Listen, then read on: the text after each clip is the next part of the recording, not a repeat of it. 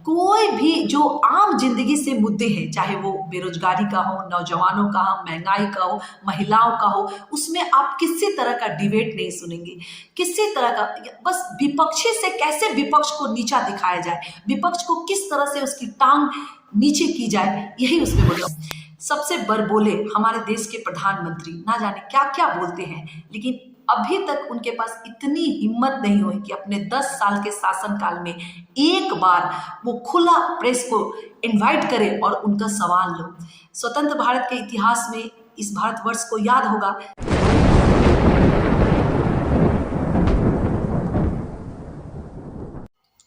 नमस्कार, मैं आरती राय आप सबका स्वागत करती हूँ आपके अपने होस्ट और दोस्त आफ्ताब परवेज के इस यूट्यूब चैनल माय डियर जिंदगी में। दोस्तों, आप मेरा परिचय जानते होंगे कि मैं महिला राष्ट्रीय कांग्रेस की कार्यकर्ता हूँ और इसी संदर्भ में मैं अपनी बात रखती हूँ। आज जो इस नए वीडियो में मैं अपनी बात रखूंगी वो मैं रखूंगी अभी के तत्कालीन मीडिया और विपक्ष में उनका जो स्थान मिलता है। मुझे ऐसा लगता है कि जो अभी मेन स्ट्रीम मीडिया है, चाहे वो इलेक्ट्रॉनिक मीडिया हो, चाहे वो प्रिंट मीडिया हो, उसमें विपक्षी को कहीं भी जगह नहीं है।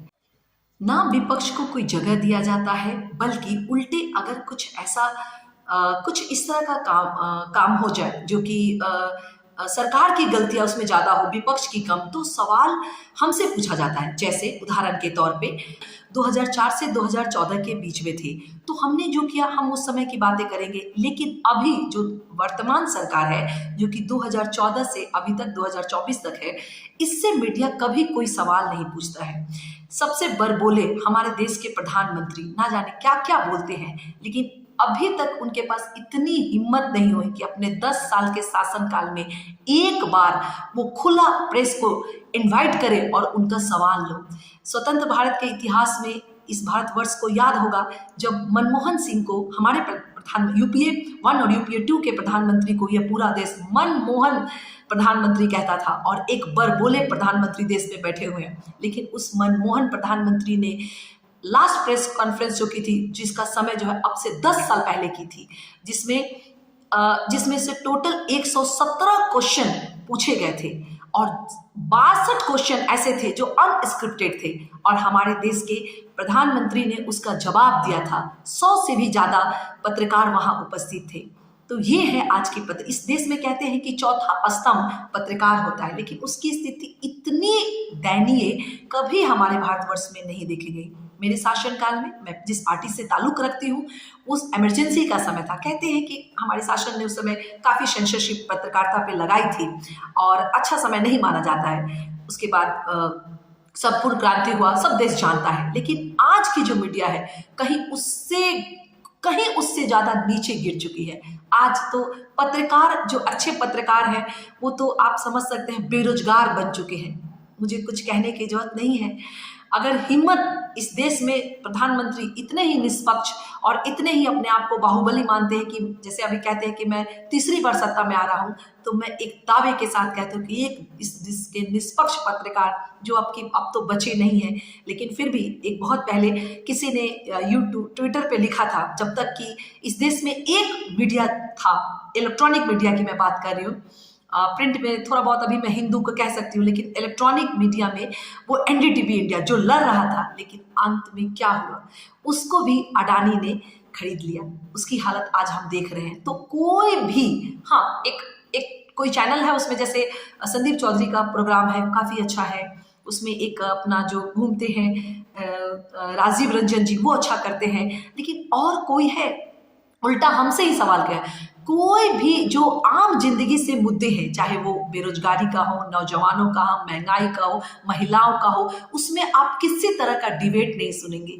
किसी तरह का, बस विपक्षी से कैसे विपक्ष को नीचा दिखाया जाए, विपक्ष को किस तरह से उसकी टांग नीचे की जाए, यही उसमें बोल रहे। और कितनी फजीहत भी वो पत्रकार कराते हैं अपना, छोटे छोटे क्लिप आप सोशल मीडिया। मैं एक किसी पार्टी से कार्यकर्ता होते हुए मुझे अपनी बात जनता के बीच में रखने के अलावा मैं एक अपना प्लेटफॉर्म, आज अगर सोशल मीडिया नहीं होता ना, इस देश में मेन स्ट्रीम मीडिया तो बहुत पहले ही मर चुका है, लेकिन अगर थोड़ी बहुत जो आवाज़ आम जनता, आम लोग से जो जुड़ी मिलती है, वो मिलती है सोशल मीडिया पे। मैं इसी मीडिया का प्रयोग करते हुए भारतवर्ष की जनता को, आप सबको आह्वान करना चाहूँगी कि इस मीडिया जो इतनी नीचे गिर चुकी है, इसके बारे में भी जरा आप सोचिएगा अपने मत को व्यक्त करने से पहले, कि क्या कभी हमारे भारतवर्ष में ऐसी मीडिया थी और ऐसी मीडिया मतलब क्यों हो गई, कभी सोचा है? मुझे मालूम है कि हाँ, मीडिया को चलाने के लिए पैसे चाहिए, लेकिन क्या इस हद तक कि वहाँ पे जनता का सवाल ना हो? पत्रकार कहते ऐसा मतलब माना जाता है, अगर थोड़ी एक्सट्रीम पत्रकारिता की बात की जाए तो ऐसा माना जाता है कि पत्रकार जो समाज की समस्याओं को उठाए और जनता से सवाल करे। लेकिन मेरा इसमें एक पक्ष और मानना है कि पत्रकार वो नहीं, पत्रकार वो जो हमेशा जनता की तरफ से बैटिंग करे और सरकार को हमेशा कटघरे में खड़ा करे।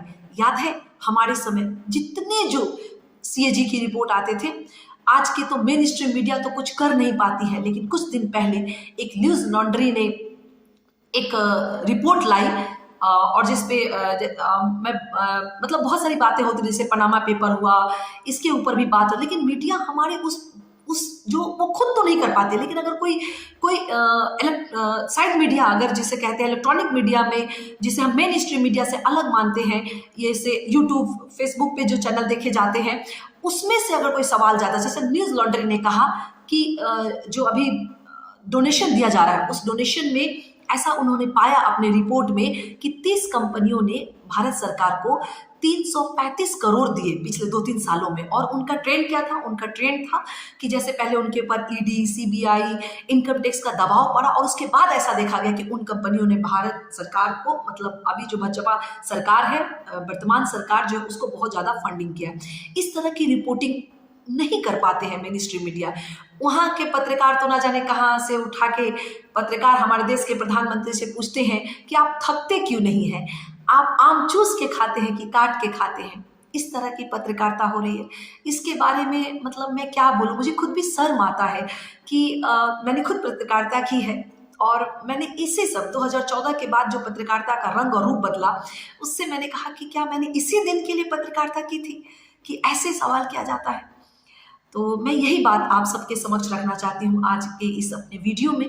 मेरा ताल्लुक तो आप जानते ही हैं कि मैं अपने पार्टी का पक्ष रखती हूँ, लेकिन मेरा पार्टी पिछले साल जिस भारत जोड़ो यात्रा की, उसको भी हमारी मेन स्ट्रीम मीडिया ने कभी तवज्जो नहीं दी। जब कुछ कंट्रोवर्सी होता तब भी, लेकिन फिर भी राजनीति। अभी मेरी इतनी बड़ी मतलब इसमें तो कुछ बुद्धिजीवी पत्रकार भी कह रहे हैं कि अभी कांग्रेस पार्टी को भारत जोड़ो न्याय यात्रा निकालने की क्या जरूरत थी, इंडिया गठबंधन को कुछ और करना चाहिए।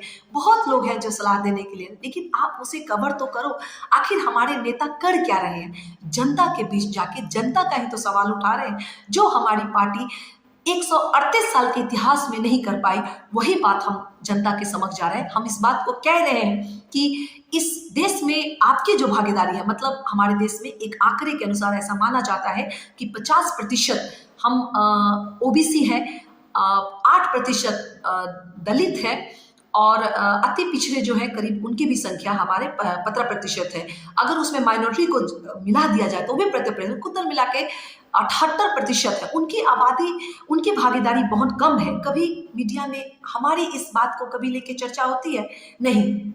किसी अच्छे मुद्दे पे जो कि आम जन, महिला, युवा, कभी भी बेरोजगारी पे आपने देखा है? इस सरकार के पास केवल और केवल 5 चीजें हैं जिसपे आप मीडिया में हमेशा कवरेज देखते होंगे। मेन स्ट्रीम मीडिया, मैं द हिंदू की मैं बात कर रही हूँ और अपना जो इलेक्ट्रॉनिक चैनल है उसकी मैं बात कर रही हूँ। जैसे इस देश में कभी भी आप बेरोजगारी, महंगाई, नौजवान के समस्याओं, महिलाओं के मुद्दे से संबंधित कोई डिबेट नहीं सुनेंगे। एक जलता उदाहरण मैं दे सकती हूँ। अभी थोड़ा सा मणिपुर जला, उसके पास मतलब 77 दिन तक हमारे मीडिया में कोई उसको जगह नहीं मिला। 2-3 मिनट का कहीं किसी ने कुछ सेकंड का न्यूज दिखा दिया तो वो बात मैं नहीं कह सकती हूँ। लेकिन इतने बड़े मुद्दे को मीडिया ने कैसे वॉश आउट किया। हमारी जो कोई भी विपक्षी पार्टी, अगर कोई भी बड़ा कार्यक्रम तो नहीं, और एक हमारे देश के प्रधानमंत्री कहीं चुनाव के दरमियान किसी मंदिर और मंदिर में चले जाए, मस्जिद तो खैर उड़ जाइए, वो कभी जाएंगे तो वहाँ 10 कैमरे पहुंच जाएंगे उसको कवर करने के लिए। तो मैं ये कहना चाहती हूँ कि ऐसी है आज की मीडिया। तो जनता के माध्यम से कि हम एक पॉलिटिकल पार्टी हैं जो चुनाव लड़ेंगे, लेकिन चुनाव लड़ने के लिए कहते हैं कि फेयर एंड फ्री इलेक्शन होना चाहिए। उसमें उसमें जो एक महत्वपूर्ण योगदान निभाती है आम जनता की, जो आवाज उठाती थी हमेशा, अभी तक 77 साल के इस आज़ादी में हमेशा मीडिया ऑलमोस्ट ठीक ठाक रही, लेकिन इस 10 साल में जो हालत हमने मीडिया का देखा है, तो मुझे बहुत बहुत बुरा लगता है कि कैसे विपक्ष पार्टियां लड़ेगी। हमारे सारे मतलब आप ईडी जो समन भेजती है या जो रेड्स होते हैं, उसमें से आप पाएंगे कि विगत 10 सालों में 95% जो रेड्स हुए वो विपक्ष के नेताओं पे हुए। और विपक्ष के कुछ नेताओं, जैसे आम आदमी पार्टी के एक नेता हैं जिनका मानना है, राघव चड्ढा, वो कहते हैं कि जो लोग मतलब किसी कारणवश, अब तो आप देख रहे हैं ना, कहते हैं कि हम तीसरी बार सत्ता में आ रहा है, कैसे हमारी पार्टी को अभी तो 2 दिन पहले राज्यसभा का चुनाव हुआ, जिसमें हमारी जहाँ पे सत्ता है, हमारे 40 विधायक हैं, वहाँ पे कुछ हमारे विधायक ने गलती की, वहाँ कैसा किया गया, उत्तर प्रदेश में कैसा किया गया, और ये सब कितना डेस्परेटली वो आना चाहते हैं। अभी सबसे ज्वलंत उदाहरण, क्या आपने कभी बड़े बड़े कोई भी प्रोग्राम देखा जो चंडीगढ़ मेयर चुनाव में हुआ? नहीं देखा ना आपने।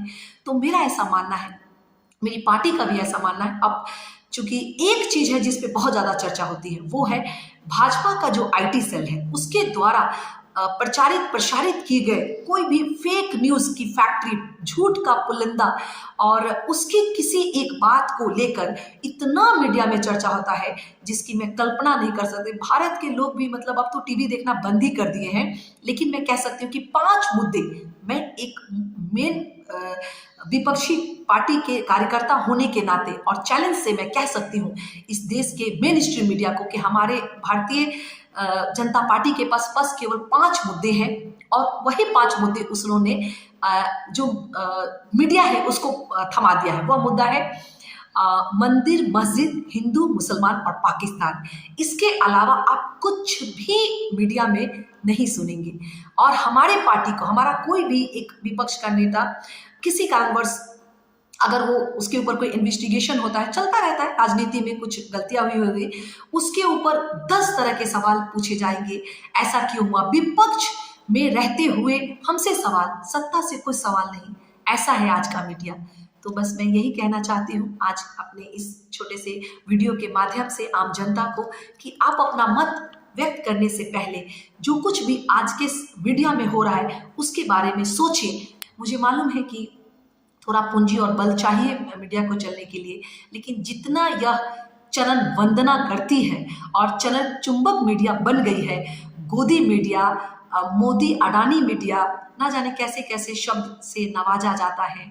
बस मैं ये कहती हूँ कि इस तरह की मीडिया हमने कभी नहीं देखा, और मैं आप सबसे आग्रह करती हूँ कि आज के मीडिया को भी देखिए कि क्या उसमें आपकी आवाज़ है, क्या आपके जीवन का कोई भी समाचार उसमें मिलता है, और तब जाके आप अपना मत का प्रयोग करें। इन्हीं शब्दों के साथ मैं अपनी बात को समाप्त करती हूँ। और आप जैसा सभी जानते हैं कि मैं गीत गुनगुनाती हूँ, तो आज मैं जो गीत गाऊंगी उस तरह से है कि जब कोई बात बिगड़ जाए, जब कोई मुश्किल पड़ जाए, तुम देना साथ मेरा वो हम नवा।